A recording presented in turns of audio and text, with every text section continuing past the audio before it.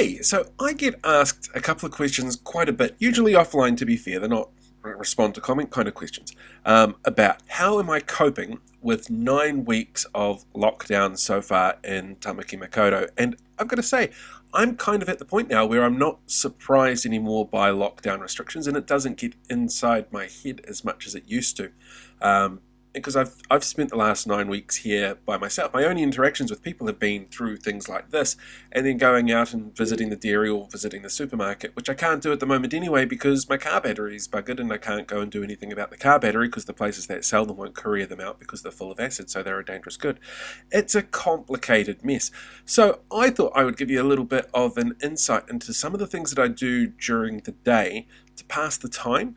And this is sort of a sneak peek at a few projects that I'm working on at the moment as well, because one of the things I've really enjoyed so far about having the 9 weeks of lockdown has been the fact that I've actually got time now to work in my own schedule on projects that are important to me, like this. This is a project that's important to me. You're important to me, and I do appreciate it. So let's have a quick look. So one of the things I would like to or should do more often is actually go out walking and exploring the neighborhood. Where I am in Beach Haven it's a beautiful part of the city, and I absolutely love it.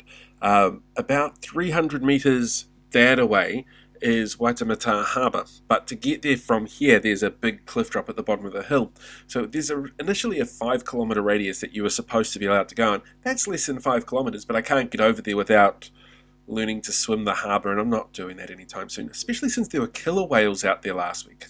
No, not getting in the water with killer whales, even though killer whales have, and this is a fact, never killed a human being before. It's never been recorded that they've killed a human being before. I'm still not doing it. But it gives me a chance to go and explore the rest of the area. We've got parks, and there's a wharf that's been rebuilt, and there's some beautiful places. One of the neighbours has actually got this Find Me mystery garden thing going on, which is really cool as well. So every time you go past, there's something different there, and they've got a little list that they have on the front gate of things that you can find hidden in the garden. I think it's a fantastic idea. There's some really boring stuff that I do as well, like there's dishes and washing and making the bed, and a lot of that comes down to the fact that even though I'm by myself, and it doesn't matter if the dishes pile up after a couple of days or if I don't do the washing more than once a week, that nobody's going to notice. It's the fact that they're really good habits to keep maintaining as you go forward, because eventually we're going to get out of lockdown. I'm pretty sure it's going to be something like Christmas 2023 at the rate we're going.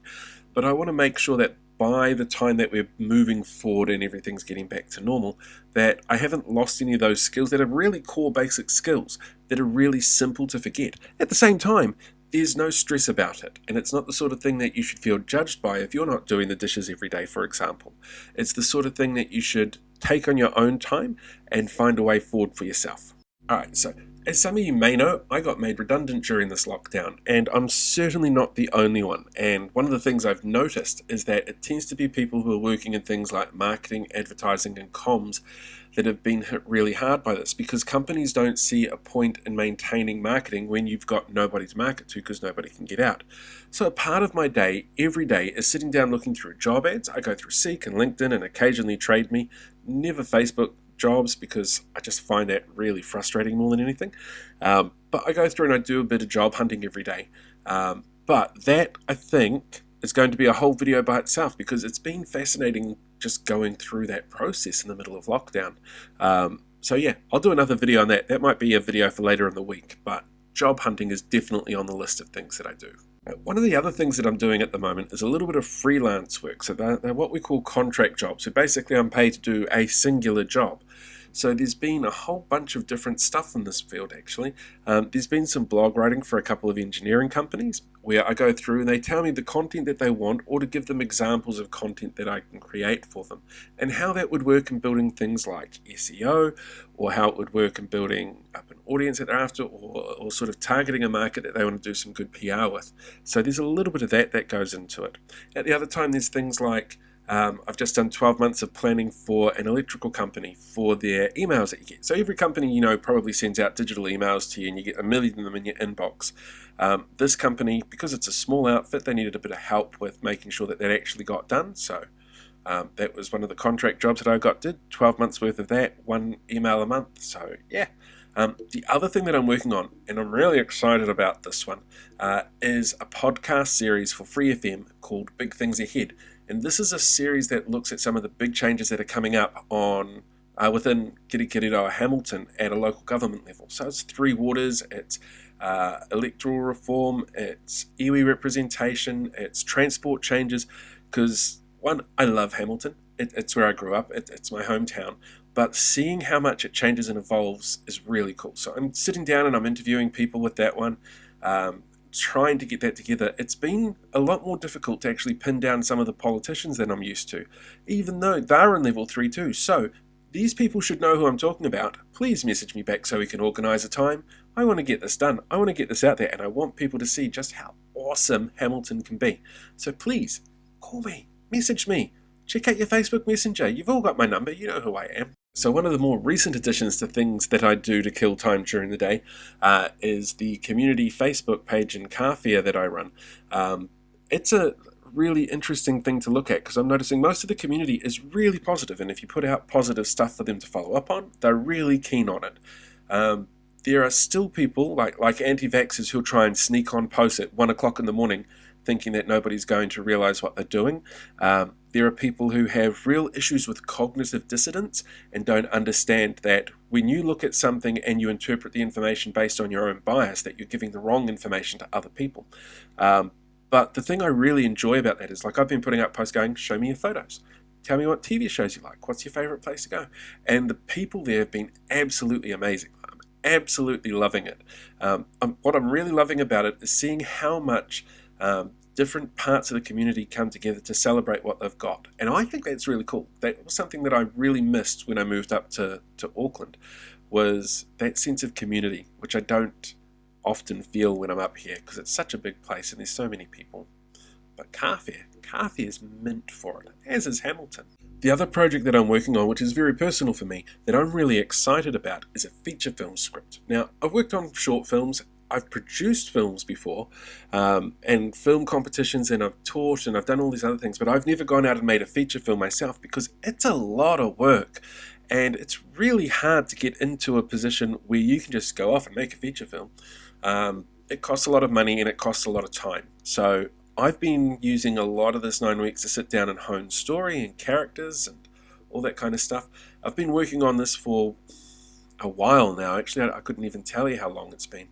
But it's one of those sort of passion projects that I'm really keen to get off the ground.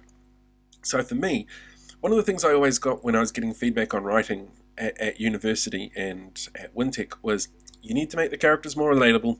You need to draw situations from your own experience because it makes it more relatable. Well, I'd sit there and watch things like superhero movies and Star Wars and go, yeah, well, that's relatable. So for me, finding something that sort of fit that was always going to be a little bit more difficult. At the same time, I've done some really cool stuff that not everybody can relate to. You know, things like writing for stuff and running a cinema and interviewing a prime minister. It's not something everybody gets to do. So you have to sort of sit there and go, oh, how do I make this work? So what I settled on was somebody who runs a movie theatre, which is something I used to do, being told that their cinema's being shut down due to the pandemic and how that's really hit movie theatres. It's a love letter to cinema in many ways.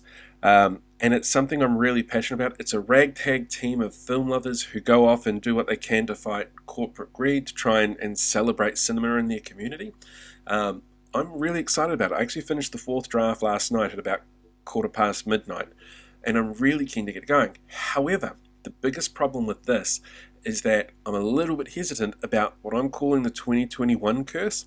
It's been such a long, strange, totally fucked up year that I don't know whether or not I want to risk putting this out there this year, because I don't want it to become another victim of just how shit 2021 has been, but it would be really cool to be a positive to come out of 2022. However, these things don't get made in a vacuum, and it takes time, and it's not like I'll be making the movie this year, despite what my board says, where I said I wanted to make the movie this year. It's just not going to happen because you can't film stuff at the moment during the lockdowns. But it's really cool. So there's some excerpts here and there and all over the place. I really hope that this has given you an insight, though, into what it is that I get up to during the day. And honestly, I sort of potter between them all. There's no set structure going, okay, it's 9 o'clock. Now I need to sit down and work on this podcast. because it'll be 9 o'clock, so my neighbours are going up and down the driveway, so it's really hard to get audio quality right. So there's a whole bunch of different factors that come into play. But honestly, it comes down to, I think, trying to keep myself busy.